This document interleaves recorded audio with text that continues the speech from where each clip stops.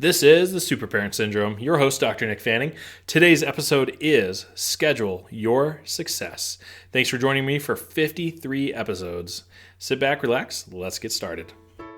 Parenting in the 21st century is ever evolving. And while you balance work, kids, and your sanity, it's easy to feel discouraged. Welcome to the Super Parent Syndrome with your host, Dr. Nick Fanning. Good morning. Well, or afternoon. I don't know when you're listening to this. I'm recording in the morning. It is absolutely beautiful here in Nebraska. And the odd thing is, it's really close to winter here, but it's actually not cold. Kind of weird, especially for the middle of nowhere. I digress. Now we're going to talk about setting up the goals for 2018.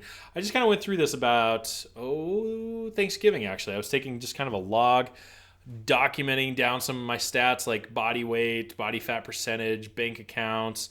I was giving myself a letter grade for each one of my relationships, such as my wife and my kids.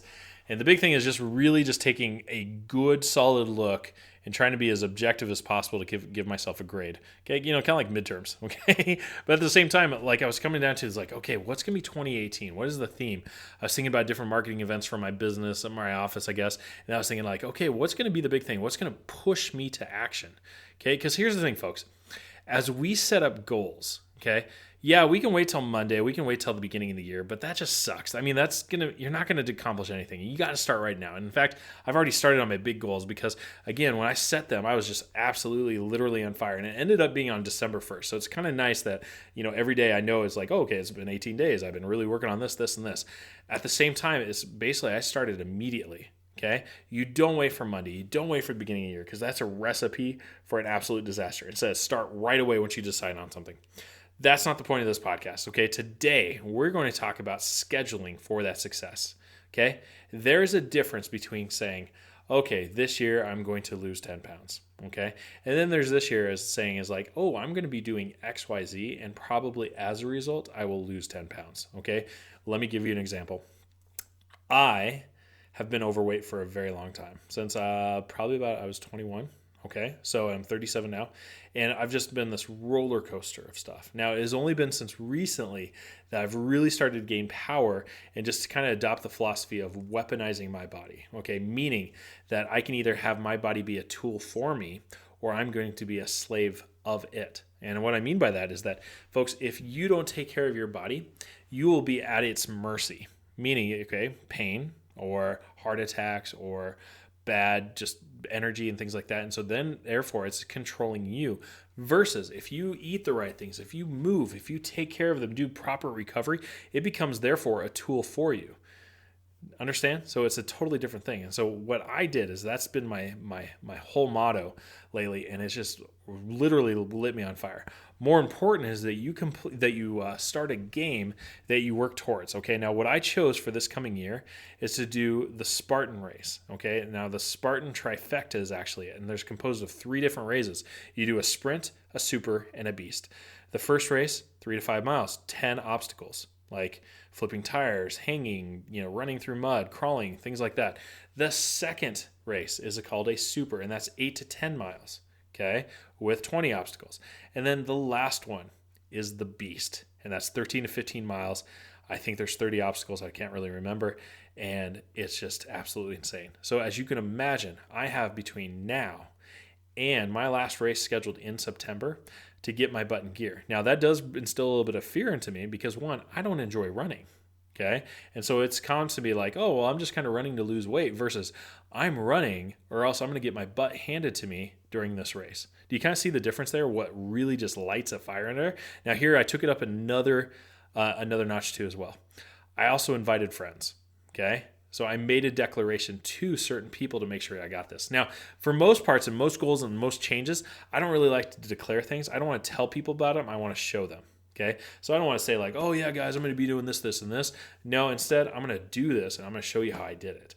But here's the thing. I wanted to make sure that I didn't have a way out. I needed to burn the ship, so to speak. So even my last race, I invited 2 very close friends of mine to join me there. So that was definitely a do or die, like, oh, crud, I'm definitely going to be finishing X, Y, and Z, okay, because I am too scared otherwise, because otherwise I'm going to have to pay the price And I don't want to have that. Plus, I've been envisioning like, oh man, how's it going to feel when I get done with that? How's it going to feel? How am I going to look? Especially as I progress through this, and how good am I going to feel? As you have more of those emotional anchors to that, our body and our brain definitely sign up for it. Now, here's the thing. You have to choose stuff that's realistic, but it's going to push you. Okay. If I would have said like, I'm going to compete in a bodybuilding competition or, and I'm going to stand up there on the stage in a Speedo, I would have been like, I would have quit even before I started. Okay. That's the big difference. Okay. The big thing is though, I know I can do these races. I know I can finish them. I just know that it's going to be a lot of hard work and a lot of sweat and a lot of time to get to it. And I know that, even if I didn't, I would still probably be able to finish the first race in May, which is only 3 to 5 miles. But the last thing I want to do is completely just be miserable doing it. I want to have fun. I want to enjoy it just a little bit. It's not going to be completely fun, but you know exactly what I mean by that. So that's the difference between, I'm saying, just setting goals and being committed to goals. It's way different between being interested in making a big change and being committed to making a big change. And I encourage you that you do this in body, spirituality, your family, and also your business. What are you going to do to schedule success in each one of those? Okay, it might be for your wife is that you hire a babysitter to come in and take over every Thursday night. Okay, we try doing this. It works during the summer when kids don't have activities. It's a little tougher during the school year, but during the summer we have a babysitter and we just hired her out for every Thursday, and she gets paid whether or not we go or not. Now, some people say like, oh, you can't afford it, blah, blah, blah, blah, blah.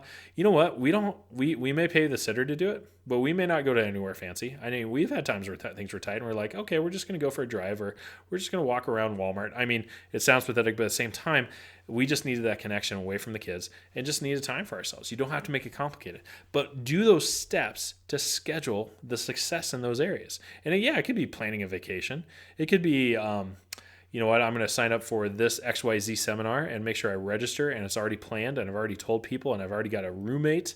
I've already gone for the seminar. Okay. The biggest things is that action speaks way more than words. And then make sure you visualize or even think about what it's going to be like or what do you hope to gain from it, and even have more of an emotional attachment and something to look forward to. So folks, that's your assignment.